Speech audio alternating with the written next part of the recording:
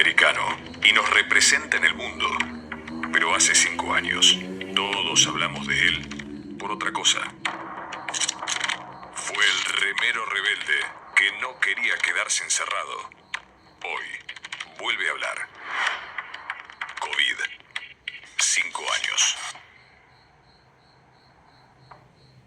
El aislamiento obligatorio por la pandemia de COVID nos generó un sinfín de sensaciones que fueron mutando a medida que pasaba el tiempo y la cuarentena se extendía. ¿Recordás algunas? Miedo, soledad, tristeza, enojo y polémica. Él fue uno de los primeros en alzar la voz cuando sintió que sus derechos eran avasallados.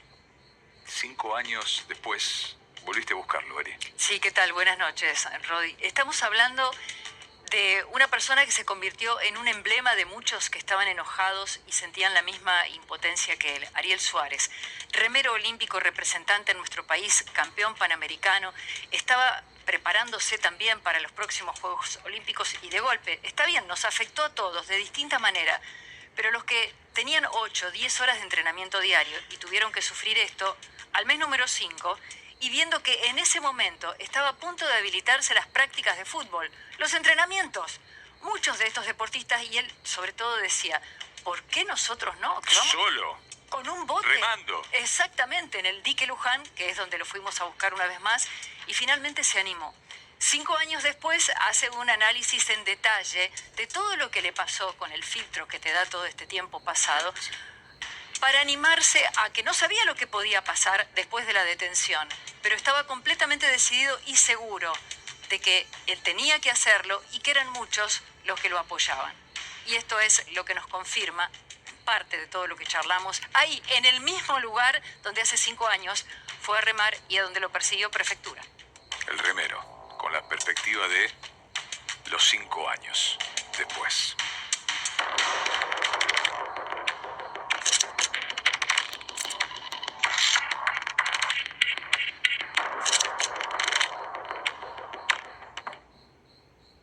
Ariel, a 5 años de la pandemia, ¿cómo ves todo lo que nos pasó?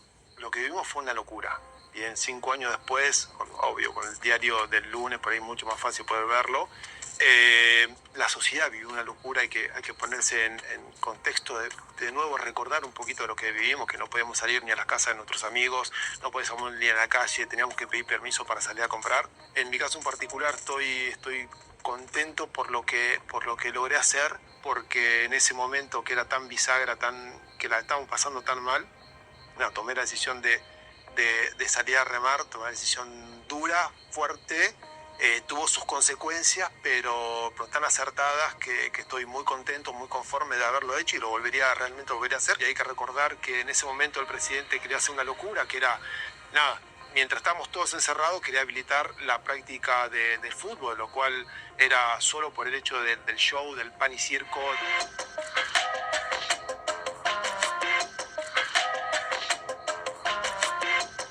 Ariel, ¿cómo tomaste la decisión de sacar tu bote, de sacar los remos e ir en ese momento en contra de la ley? Hablé con mi familia y dije, yo voy a hacer la remar, no me interesa.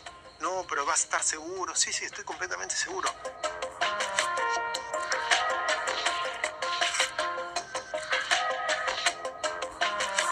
Quiero salir a remar, necesito salir a remar, ¿viste? Mi cuerpo necesita, mi mente necesita, la gente necesita y mi deporte necesita. El miedo siempre estaba, pero estuve realmente convencido de hacerlo. Estaba jugado y pase lo que pase iba a salir a remar. No había chance de no salir. Pasaron 5 años. ¿Cómo recordás todo lo que sucedió ese día acá? En ese momento fue muy duro porque me persiguieron como un delincuente, todo móvil, dando vueltas, rastreándome, 2 helicópteros a la altura de los árboles, buscándome y yo escapándome, metiéndome abajo de los autos, metiéndome adentro de una casa, escapándome bajo los árboles para poder salir a remar. ¡Vamos, campeón! ¡Fuerza! ¡Vamos,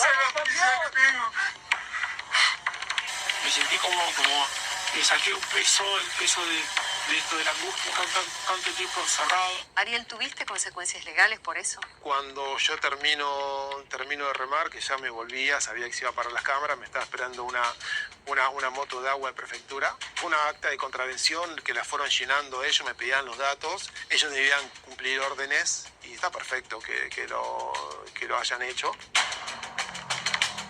¿Cómo impactó en tu vida ese episodio? Mi cuerpo tuvo un antes y un después de haber parado tanto tiempo. Fue lo que me impulsó a dejar mi actividad, a dejar el remo, porque mi cuerpo no fue el mismo. Fueron mucho tiempo, muchos meses encerrado. La pandemia, como a mí, como a tantos deportistas, le pegó el último empujón para dejar la actividad. Ariel, si pudieras volver el tiempo atrás, ¿harías lo mismo? ¿Cambiarías algo? Yo estaba realmente convencido de lo que estaba haciendo bien, y lo sigo convencido. Hasta el día de hoy, viendo lo que ha pasado con la fiesta de Olivos, viendo lo que ha pasado con todo, tuve razón. Pero lo destacable de Ariel es que hoy está convencido, mucho antes de saber todo lo que supimos todos después, que pasaba, por ejemplo, adentro de Olivos. Viendo lo que supimos después, dice Ariel. Sí. Pero él estuvo convencido en ese momento. Porque ya había algo que se podía entender de acuerdo a su propio análisis, y el de muchos argentinos también. Estas casualidades, entre comillas, de por qué algunos grupos podían tener privilegios de entrenamientos, quizás porque tenían contactos, quizás porque tenían llegada a determinados vínculos políticos y por qué el resto de los deportistas no. Pero eso no solamente le dio un impacto a su vida en lo físico y emocional, se vio obligado a dejar el remo en la competencia olímpica. Hoy es entrenador. Claro, después de todos esos meses de inactividad. Exactamente, y después de 20 años de hacerlo y de ser uno de los mejores representantes de nuestro país. Pero también lo cambió en este sentido. Le dio la convicción a él, como tantos otros argentinos, de que a veces, en situaciones extremas, cuando uno está observando la realidad por sus propios medios, uno es capaz de hacer cosas. Él se atrevió a hacerlo. Y hoy también trata de poner su granito de arena desde el club, donde trabaja sobre todo con gente grande que van a practicar remo, pero también desde el ámbito público. Dice, tenemos que entender que todos somos capaces de hacer un poco más de lo que creíamos que podíamos hacer. Definitivamente. Gracias, Eri.